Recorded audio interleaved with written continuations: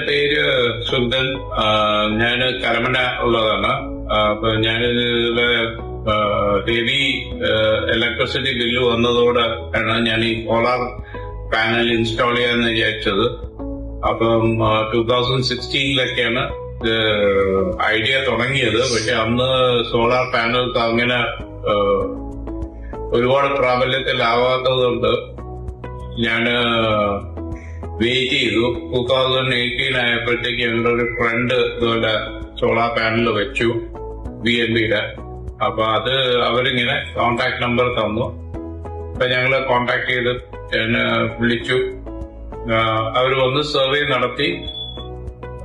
അവര് പറഞ്ഞു ഇതുപോലെയാണ് സംഭവം. സോളാർ പാനലില് AC കവർ ചെയ്യില്ല എന്ന് പറഞ്ഞത് കാരണം ഞങ്ങള് 2 ഇതായിട്ട് വെച്ചു. ഓഫ് ഗ്രിഡ്, ഓൺ ഗ്രിഡുമായിട്ട് വെച്ചു. അപ്പം ഓഫ് ഗ്രിഡ് ഞങ്ങള് കറണ്ട് KSBക്ക് കൊടുത്ത് അതിന്റെ AC റൺ ചെയ്യാനായിട്ട് എടുത്തായിരുന്നു.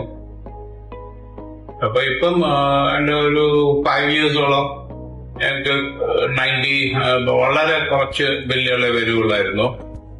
അത് കഴിഞ്ഞിട്ട് ഇപ്പം വീണ്ടും ചാർജ് കൂടിയപ്പോഴത്തേക്ക് ഞാൻ ഒരു ടെക്നിക്കൽ ടീം വന്നു. അത് ചെക്ക് ചെയ്തപ്പം ഞങ്ങളുടെ 2-3 ബാറ്ററി വെച്ചതിൽ 2-3 ബാറ്ററി ഡൗൺ ആയിപ്പോയി.